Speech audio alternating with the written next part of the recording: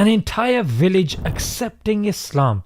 Inspiring, isn't it? Now, being part of that is possible. By donating to this IERA project, it will help many people accept Islam in Africa and equip them to practice it. Link in the description. Assalamu alaikum guys, and welcome to another episode of Smile to Jannah. The whole purpose of an ambassador is to represent the ruling party's view in the most diplomatic and effective way as possible. Zippy Hatolvi, who is the Israeli ambassador to the United Kingdom, said the following when she was questioned by a Sky News journalist. And in order to build a new one... Does that new one include the Palestinians living in a state of their own? Is that what it includes? I think the biggest question is what type of Palestinians are on the other side? This is what Israel realized do they on have a 7th of state, October. though? The answer is absolutely no, and I'll tell you why. What?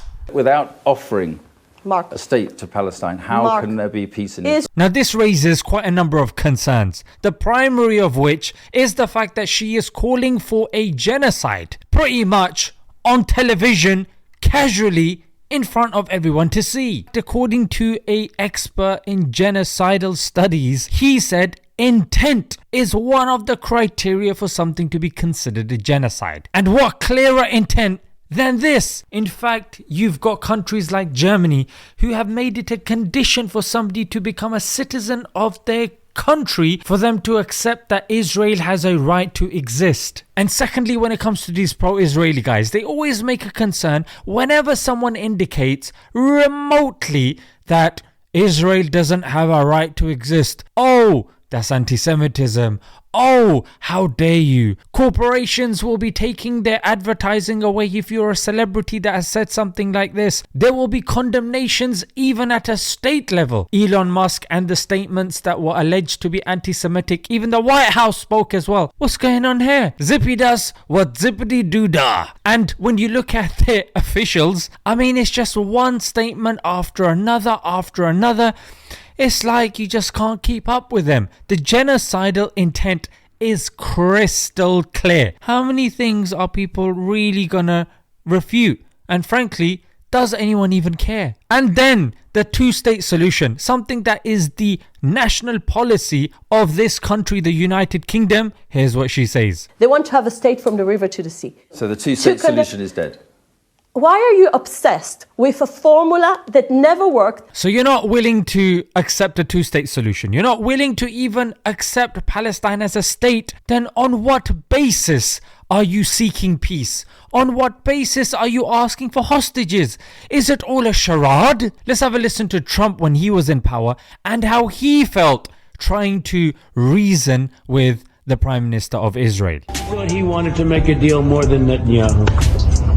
And I will be honest, I had a great meeting with him, Abbas, right?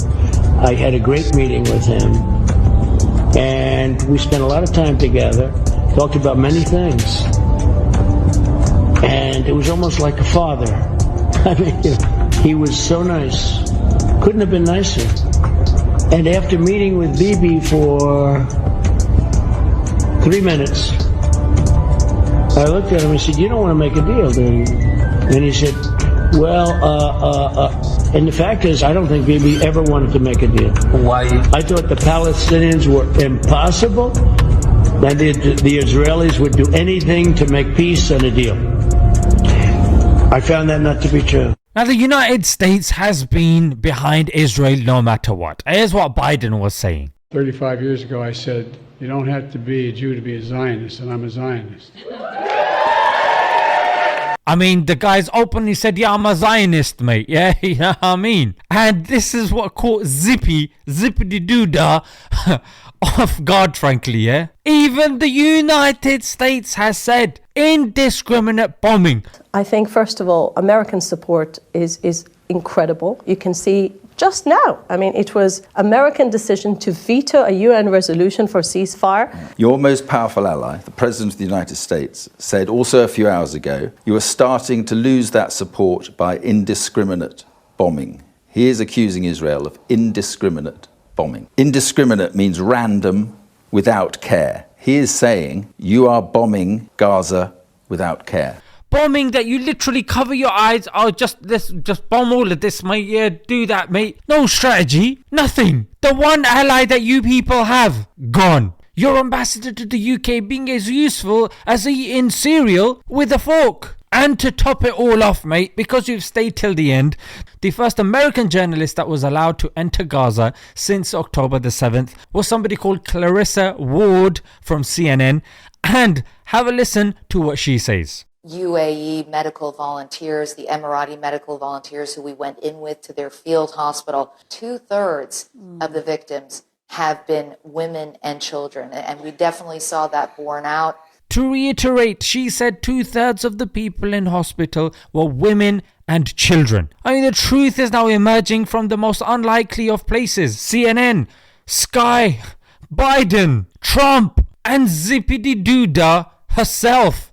The floor underneath Israel is fast crumbling. A nation that finds itself upon oppression. When the creator of this whole world and the universe says that the curse of God is upon the oppressors, be them Muslims, be them non-Muslims, doesn't matter, mate. Even in your own homes, if you're ruling with oppression, success can never come to that individual. Success will come only if you rule with justice. So, anyone who tries to rule like this, your days are numbered, mate. Your days are numbered.